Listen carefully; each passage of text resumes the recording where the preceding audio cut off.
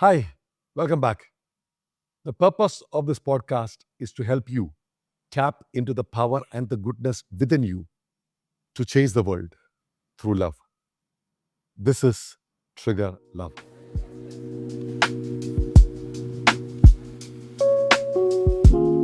Today, I'm really excited to have a very special person, somebody who's very close to my wife Seku and me, Esther, and she and her husband Sam and their daughter Tabitha. Very, very dear friends of ours. And we have been working together for the last 7 years. And I'll never forget the first time I met Sam. He was on a work trip back from Nagpur to Chennai. They were living in Chennai at that time. They've just been married for a year. Yeah, almost 2 years. Or 2 years. And Seku and me have been thinking about starting an initiative called the Movement. At that time, we didn't have the name Movement, but we have been thinking of starting an initiative to mobilize volunteers from universities and corporations to serve in social causes. Because with Vision Rescue, which I talked about earlier, with Vision Rescue, our initiative to rescue children from exploitation, we had kind of hit a wall because we could not attain the speed that we wanted because we did not have enough manpower. There are 8 million skilled professionals and students in Mumbai. How do we tap into that? So that's when I met Sam, and we kind of hit it off right away.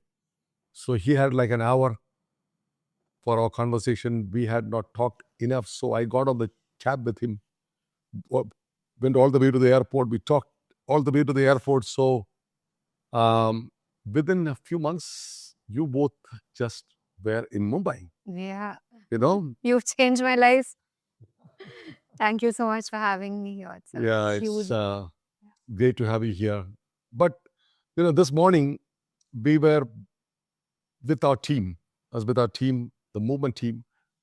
And we have been, as an organization, going through a lot of changes recently. So I was talking to the team, helping the team navigate through change. And it was a great conversation. We had a great conversation. And then after that, I told Esther, "Hey, you know what, Esther? I'm filming a podcast this afternoon. Why don't you just come?" And we have that conversation here in front of the camera so that, maybe you have some nuggets that you can pick up from our conversation, which I thought we enjoyed the conversation. I loved the conversation. But before we get there, hey, what brought you to Mumbai? You're having a comfortable job. So you are a journalist, you're working with a Hindu, and then you were working with the British Council, teaching English. And I just figured out you're not teaching English to English people, but to people who wanted to learn English. And then Sam had a great job. So you resigned your jobs, took a pay cut, and joined our team in Mumbai. So why? Let's start there. Yeah.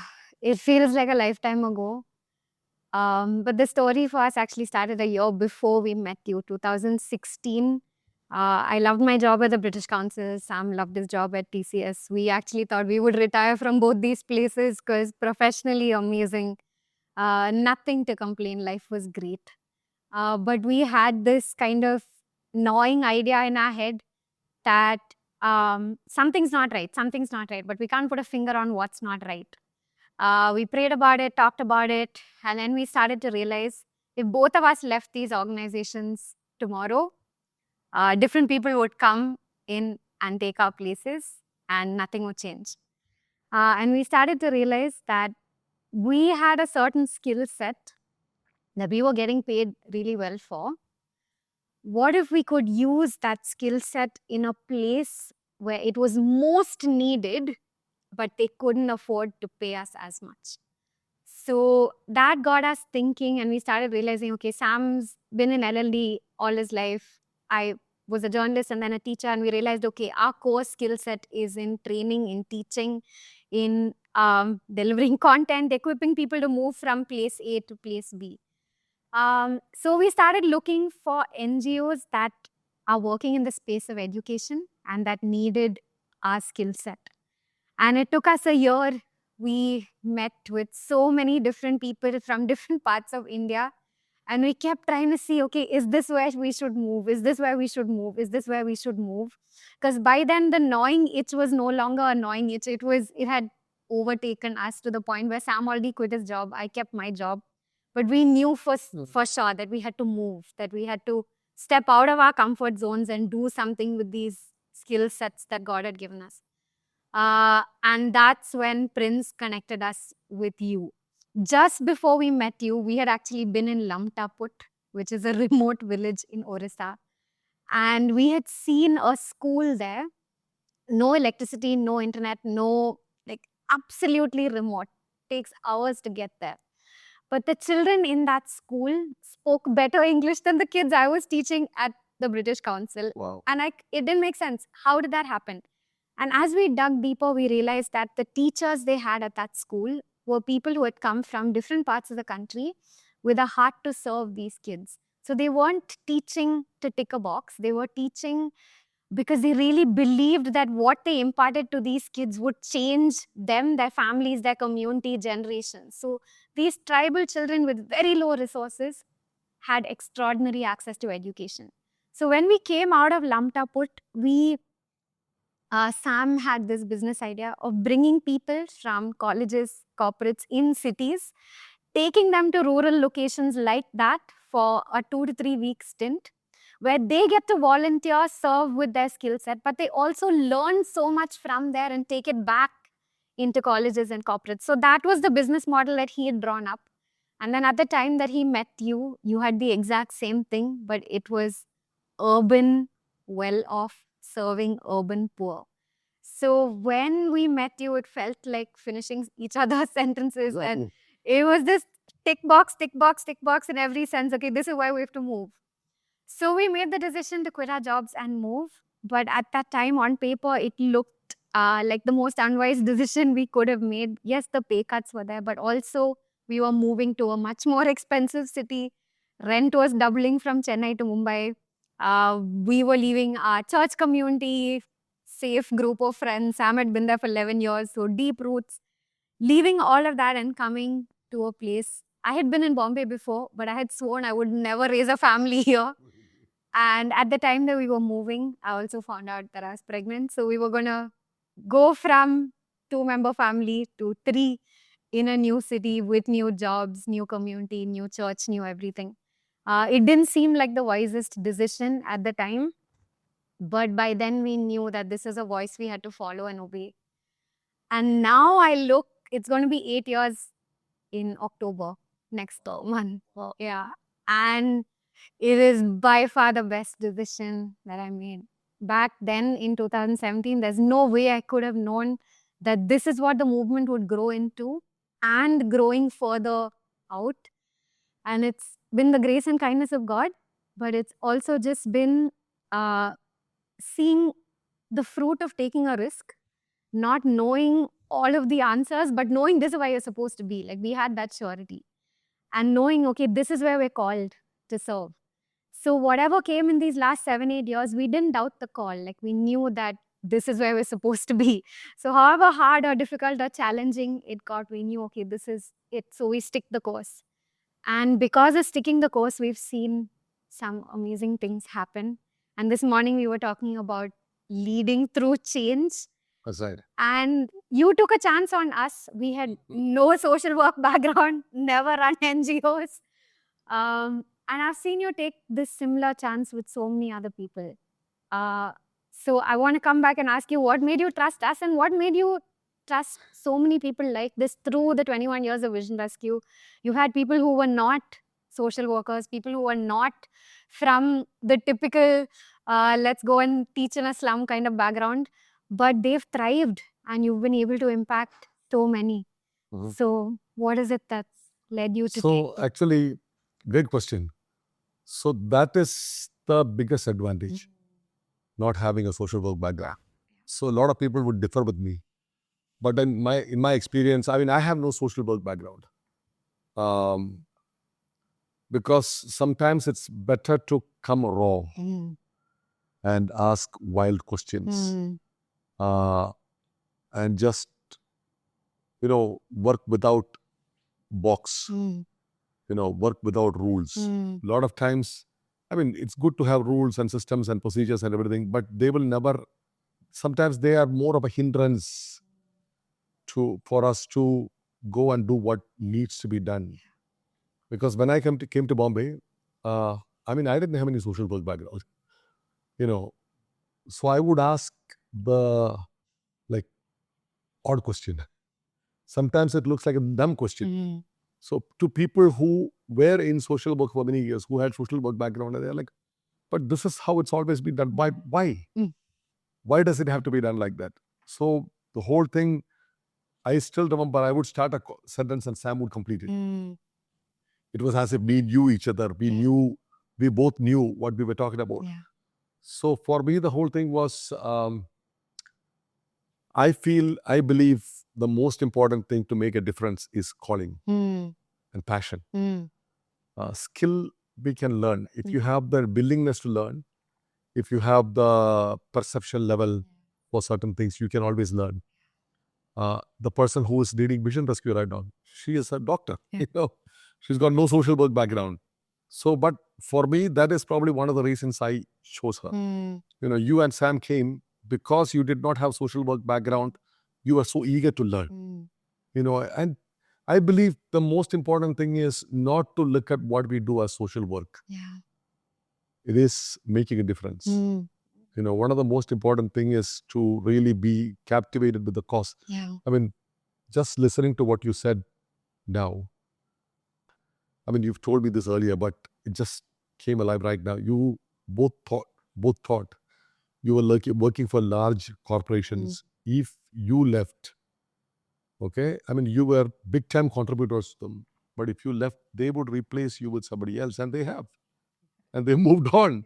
But there are so many people who do not have or cannot afford what you have to offer, and their lives, they are being deprived of what they are entitled to because they do not have the information or the knowledge or the opportunity that they can receive if you are able to deliver to them what you have within you. And so for you, it was a calling. So I believe social justice initiative or social impact can be created by people who have a calling. You would do it because I'm called, I'm passionate, this is my life. This is not my job, this is my life. So I would rather work with people like that than people who have the right degree. So that's basically why, I felt the passion in Sam. And when you both came, I saw both of you were passionate, you were hungry, you wanted to learn, you wanted to get out and make a difference. And even for me, when God spoke to me about Vision Rescue, at that time we didn't have the name Vision Rescue, but when I heard about that child on the street drinking milk from a dog, we had 2 boys, and the question that came to me was, if that was your son, and if you have the resource to stop that from happening, would you do something? So for me, it became personal. So for you, this was a personal thing. We've had conversations a lot of, even this afternoon, after our meeting, what you talked to me, it was, you were like, I will put my money down.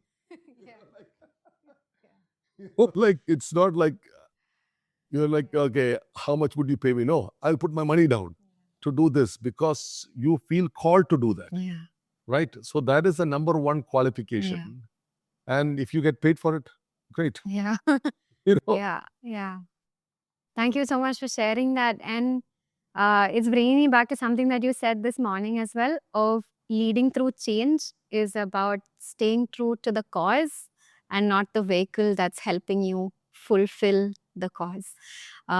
So if that doesn't make sense to somebody listening, would you want to share a little bit more about that? Because, for example, if we were going from here to Goa, okay, so I decided I'm going to go to Goa. So the most important thing is me getting to Goa. But for me to get there, I need a bus or a vehicle or a train or aeroplane, whatever. Let's say bus.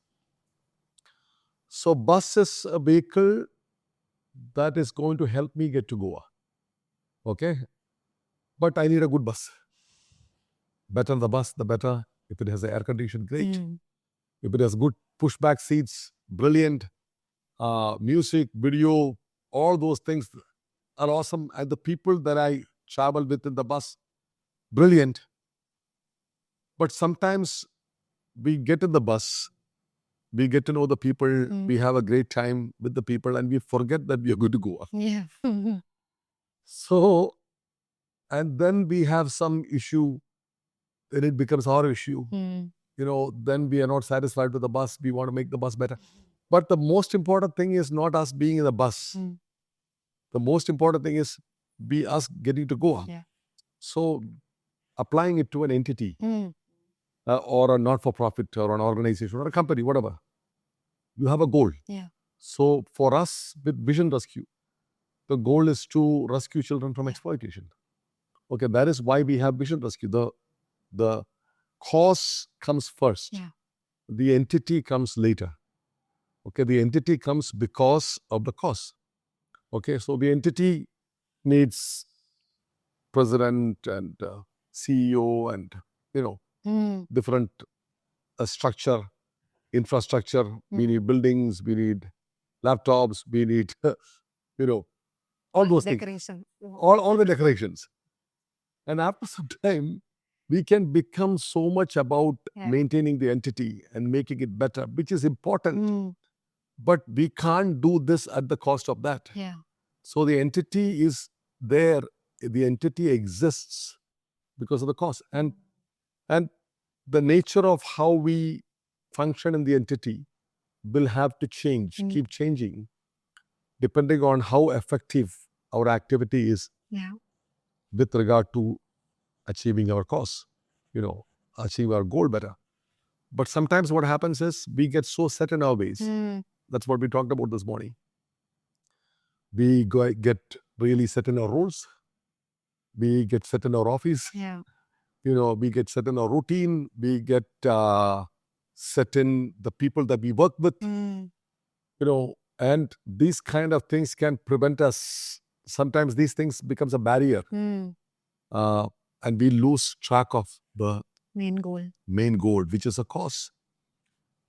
And so that's kind of what we discussed about. So one of the most important thing which can help us adapt to change or help us overcome the fear of change or help us adapt with the discomfort of change is the significance of the cause. Yeah.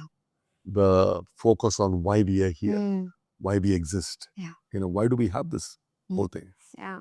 So it's basically being loosely attached to systems and being willing to change the processes, change the systems so that we serve the cause in the best way. When you were talking about your moment with the girl when you were in the rickshaw, for me, a similar moment happened actually after we moved to Bombay. It happened inside my house on the living room floor. The first task that you gave us when we came here, we came in the start of October, and I think a couple of maybe 2.5 weeks later, we were going to host the very first Walk for Freedom in India. Walk for Freedom is one of the largest walks to raise awareness about human trafficking. It's been all over the globe. It's led by A21, and we were bringing it to India.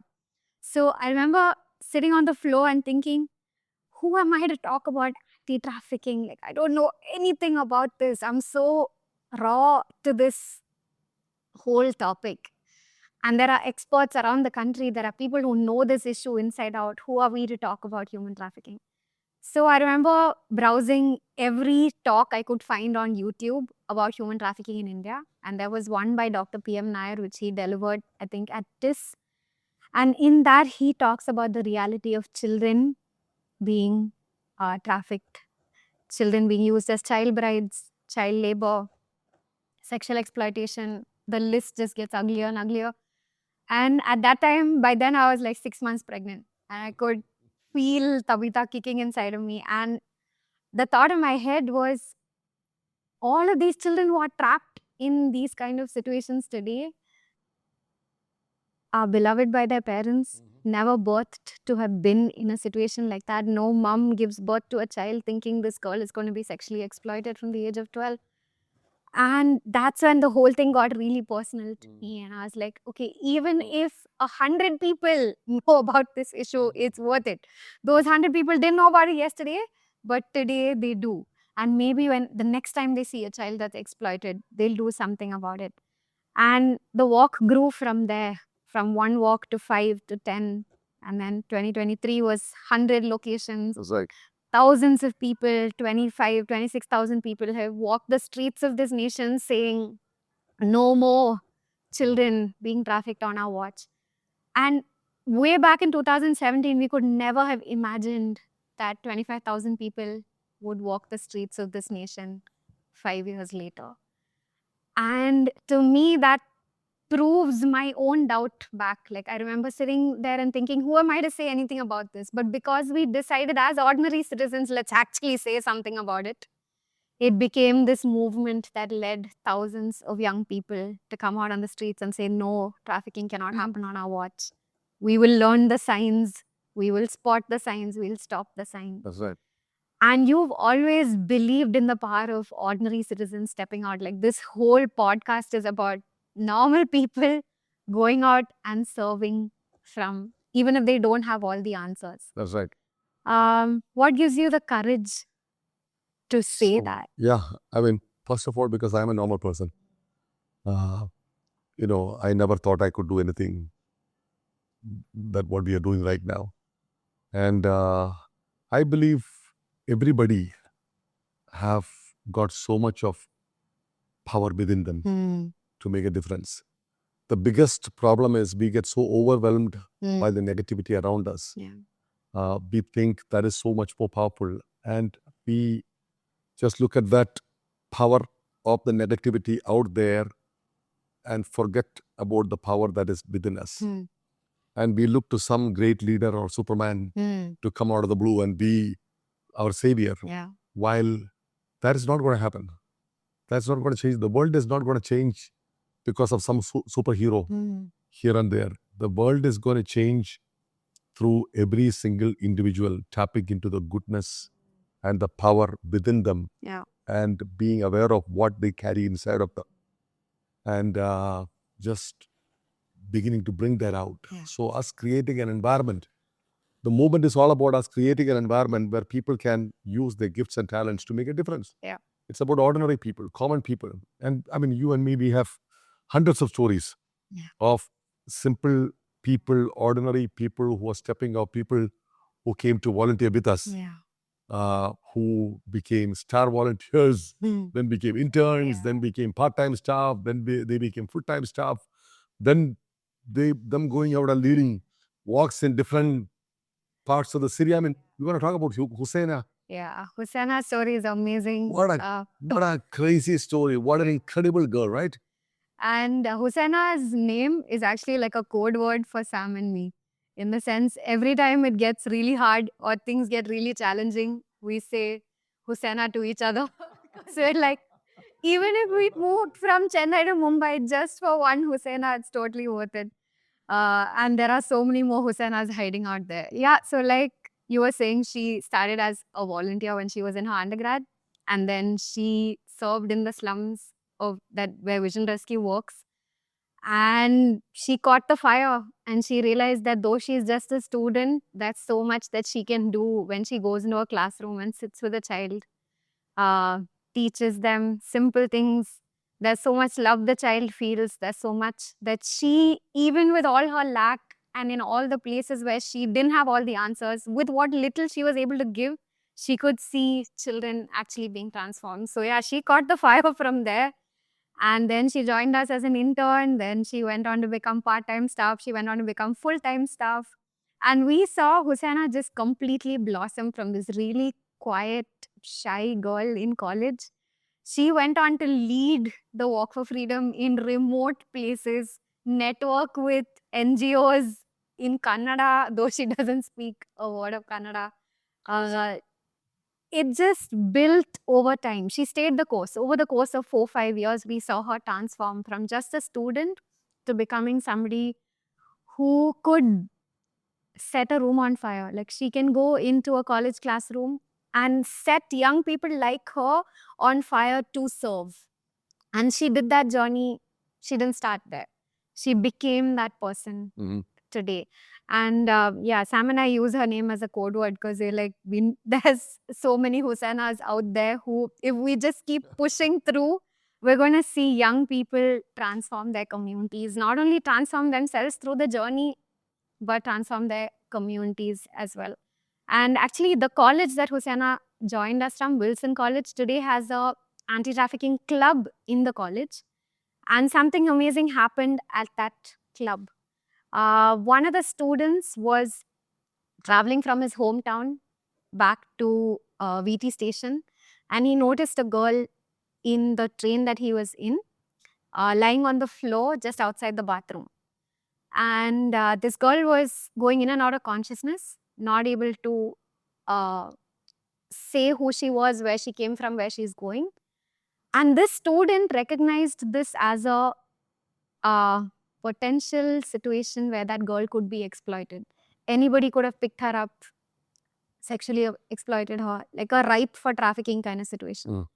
But because he was part of an anti-trafficking club, he knew that this is one of the signs of potentially the girl being trafficked. He knew the helpline number to call. He alerted us, and we were able to alert the railway police.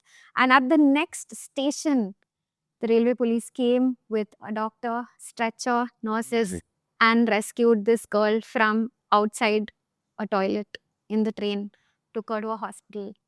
And we tracked the entire thing. We were getting messages of which hospital she was admitted at. She went from a place of total vulnerability to a place of safety because an ordinary college kid decided to take action.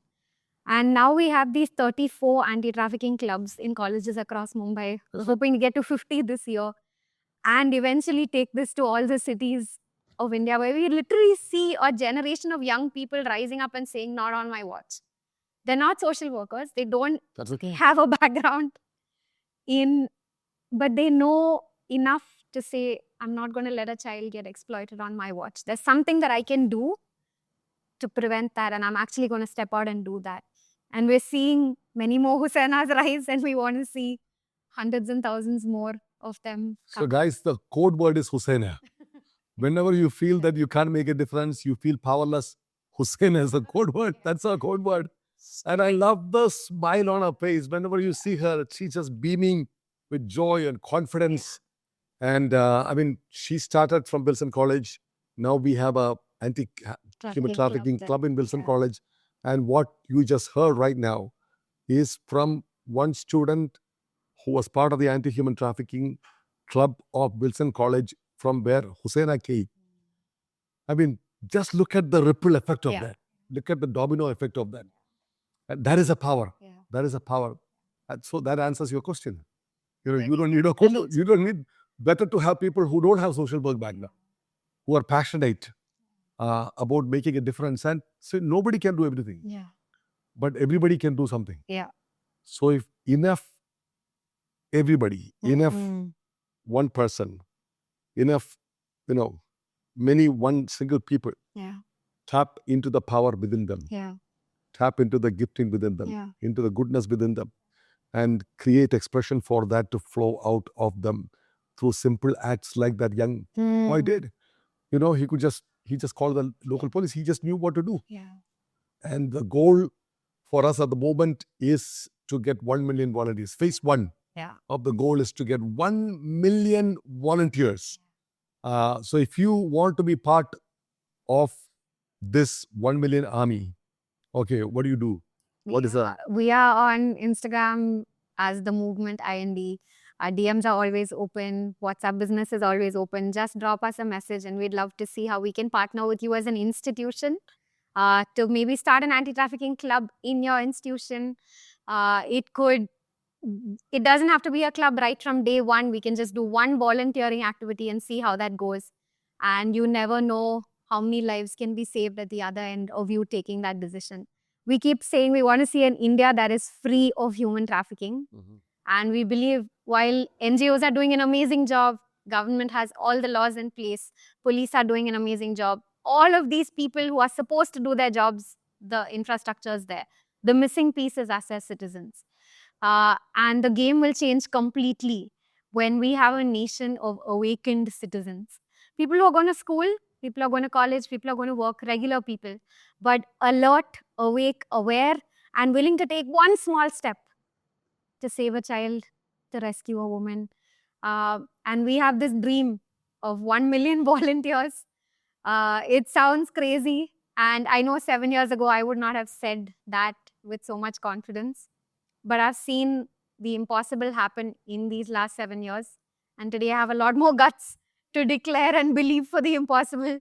Because when people come together, there's no rein, there's no holding back on what's possible. Mhm. So yeah, we'd love to have you as part of the movement. But coming back to this conversation, like, it's not an easy journey. Starting, yes, you overcome the courage and you get out there.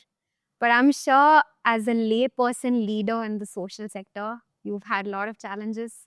You've had times where you wondered, did I do a dumb decision? Times where you wanted to step back. Mhm. How do you push through those? Of course.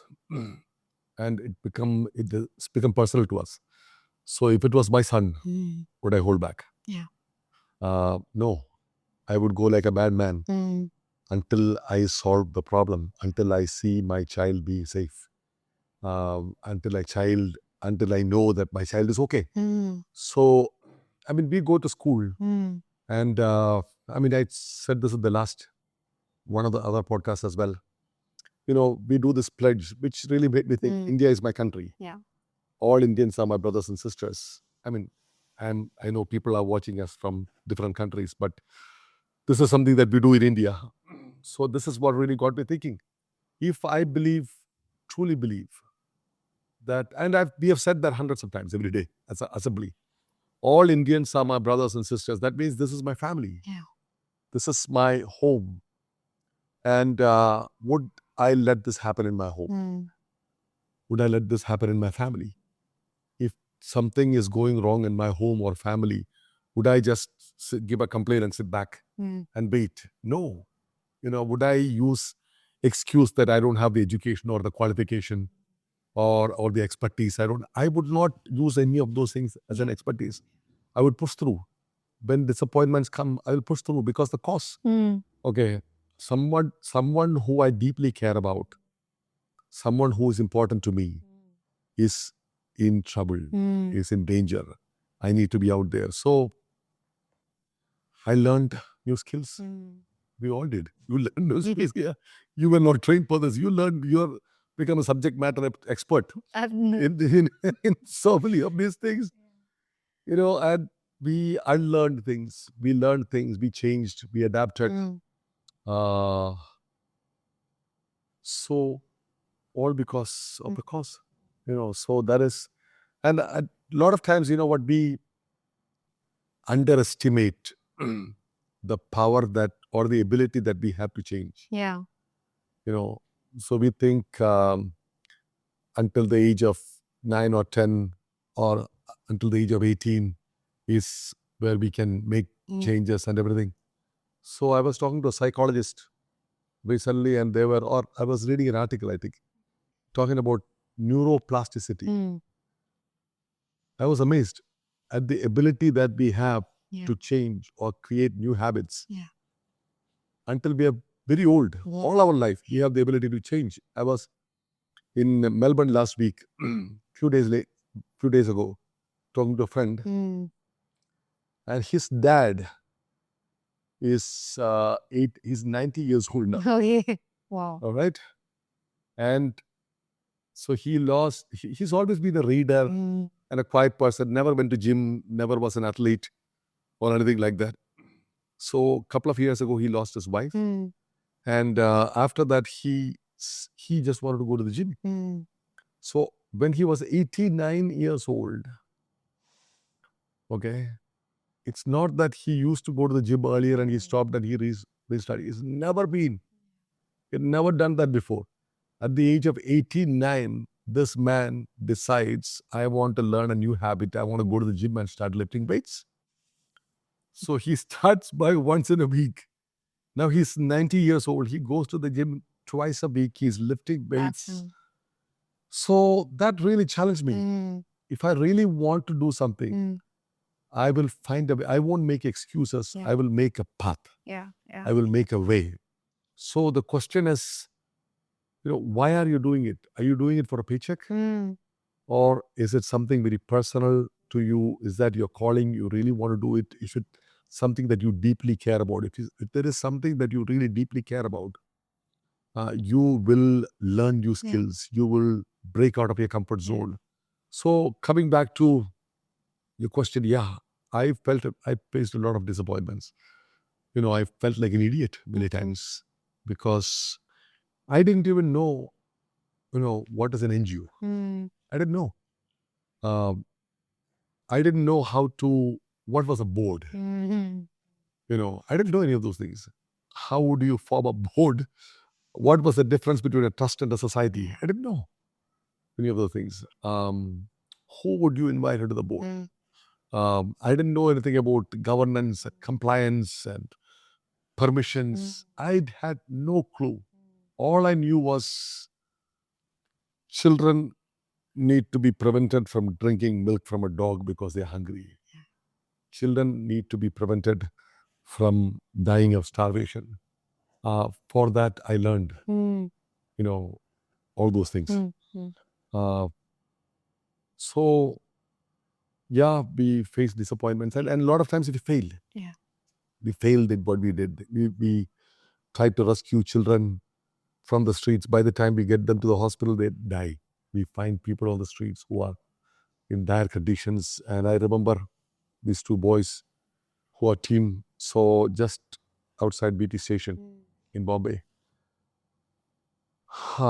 they were doing drugs and very bad, open wounds, bad condition. By the time our ambulance came, one of the boys died. The other boy, we were able to take him to the hospital, and he lived for 3 weeks and he died. So when things like this happen, you feel like, man, what difference am I making? Why could I save those children? Why couldn't I help those children? But then you meet somebody who hold your hand and says, sir, I used to come to the yellow bus. Then I went to school. I got a job. Oh, wow. Yeah. For her sake, for his sake. And to keep doing what I'm doing, it is the one. So what always motivates me is the one. Again, coming back to, I would do anything for my one child. So it's not about the masses. It's not about the scale always. Of course, the scale will come. But you always need to focus on the one. One of the stories that, I'm sure you heard the story of the starfish and the little boy. That story really, especially early days, when I used to get disappointed, I used to just tell this story to myself. To this one, it makes all the difference. Yeah. I've also seen you surround yourself with people with very different skill sets from you. And that takes a very secure leadership to allow that to happen. How do you get to that place of working with people who you don't necessarily understand everything that they do, but you are dependent on them doing their job? How do you build yourself to have that degree of trust and to let go of things and just allow other people to do? Absolutely, because I can't do what you're doing. All these skills are necessary to achieve the goal. And I don't have them. I don't have them. I can't remember numbers. I can't even remember my password. The number of times I call Shweta, my PA, to ask for my own password. I call my wife, I call Ajesh. Several people know my password. So I keep calling them to find out my own password. So I know my limitations. I know what I'm good at, and I know a lot of things that I'm not good at. But those things that I'm not good at are necessary for me to do what I really want to do. So I surround myself with people. So I mean, I can't do what you're doing. You're incredible at a lot of things that I'm terrible at. Sam is amazing at so many things. I'm not good at Ajesh. He's the number man. He can remember any number from the top of his head at any time, any moment. From any year, any financial report. Exactly. So I just rely upon people and I trust them. The thing is, a lot of people don't grow because they don't trust people. And one of the reason why they don't trust people is because they think, what if he gets better than me? What if he takes away my position or takes away? I mean, those are very silly things. Like nobody can be you. Yeah. Only I can be me. Only Esther can be Esther. So you have to stop worrying about that. Number one. So there is nothing called better than me or lesser than me. It's just I am me and you are you. Yeah. You being the best you, me being the best me. That is what can happen. It's not a comparison thing, you being better than me. The other thing is, what can people take away from you? Okay, everything that people can take away from you, you have to leave it in this planet one day and go anywhere. Correct. Right? They can take away your position, your title, your money, your whatever. Think about all those things. One day, you have to leave them behind and go anyway. So why hold on to them? So what you really have, nobody can take away. So that is your uniqueness. That is your calling. That is your passion. Nobody can take away your passion from you. Nobody can take away your calling from you. Nobody can take away your natural gifts that God has given to you from you. So you focus on those things and get better at those things and just surround yourself with people who don't have the gift. You don't have it. I don't have everything. And nobody has got everything. So you have to really come to terms with it and make peace with the fact that I don't have everything. But God has brought people into my world who are different to me and who have a lot of things that I don't have. And I need to learn to celebrate those things. And every day I go, wow. When I see you do something, I go, wow, that's amazing. When I see Sam do stuff and our team, even our team who's doing this, helping us, our crew, helping us with this podcast, I look at Dinesh and go, wow, I can't do what you're doing.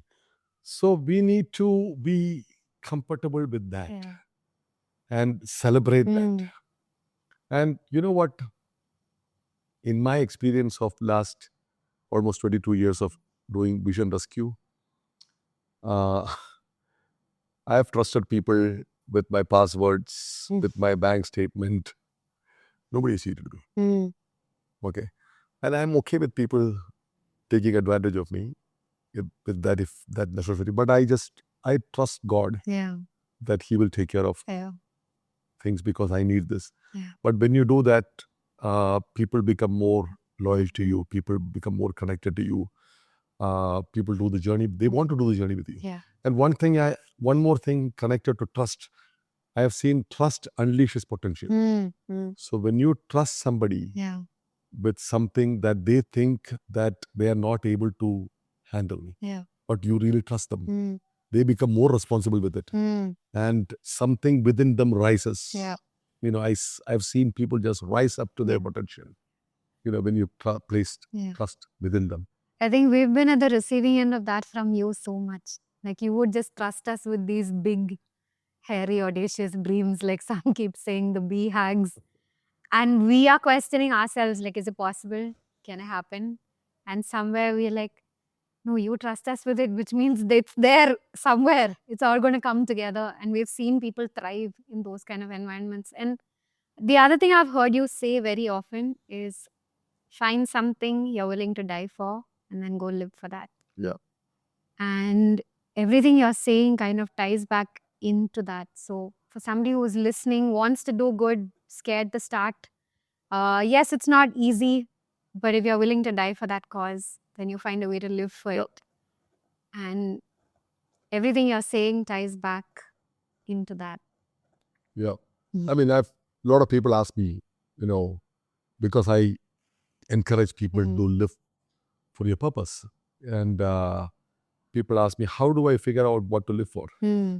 So the first time somebody asked me, I thought to myself, what would I want to live for? I would want to live for something that I'm willing to die for. So then there is no excuse made. So I believe only when the fear of death is gone, you get the courage to live. So when you connect with something that you are willing to die for, this is worth dying for. Even if I just live for one day and just do this and die, I'm happy to give my life to do this. That is when you give it all. Then you don't look at the watch and don't make excuses. Don't say I don't have this, I don't have that. One of my favorite things to do whenever I go to Calcutta is to go to Mother's house. And have you been there? No, but I've heard you say it, so have to go there. And when I go to Mother house, I'll go to her bedroom and stand in front of her bedroom for about 10 minutes, and I can see layers falling off every time. I can see layers falling off, excuses moving away. There's a tiny little room, no fan, no AC. I don't even think there's an attached bathroom. There's no attached bathroom.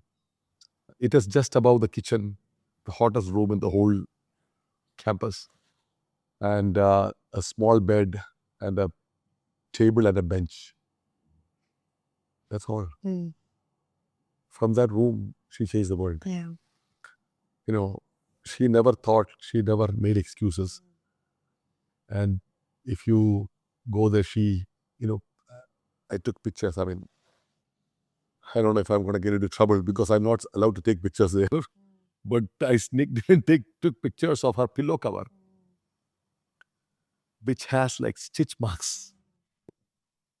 The bath towel that she used, which has multiple places stitch marks. It was torn. She stitched it together. She walked and she wore that white sari, which was the uniform of people who used to clean the gutter in Calcutta. She walked into the White House with that. She went to Buckingham Palace with that. She went to Vatican with that. She never made any excuse of not doing anything because she did not have anything. Have something. Because she was willing to die for the cause. So my dad used to use an example. He was a guy like that, person like that. My dad was, both my parents were like that. They lived like that. So my dad used to say, if somebody decided to jump in the river and kill himself, as he's about to leave the house, it's raining, he would never use lack of an umbrella as an excuse not to go to the river. Because what difference? I'm going to jump in the river anyway. What difference does rain make? Oh, I don't have an umbrella, I'll get fever. That's not an excuse. So I believe we need to find out what we are willing to die for. And to live for this. That is when life becomes exciting. You wake up with excitement. Right? You have energy. A lot of people ask me, where do you get energy? I don't know. I thought to myself, where do I get energy? I feel I found that. I found that. What I want to live for. Yeah. Esther, great conversation. Thank you for coming in. Thank you so much for having me. It's a big honor to be here. And we talked about something that is very close to our heart. And I know that it's very close to you and Sam. And I'm so grateful. I feel so grateful that we are able to find that thing that we are willing to die for. So that we could commit to live for that. Absolutely. And I believe that's the best thing that anybody could have in their life, right? Couldn't agree more. Yeah. Brilliant. So as we wrap up today, I want to leave you with one question. What would be the one change that you would commit to make this week that would help you shift, that would help your life shift even 1%? Think about that. Look forward to seeing you next week. God bless you. See you soon.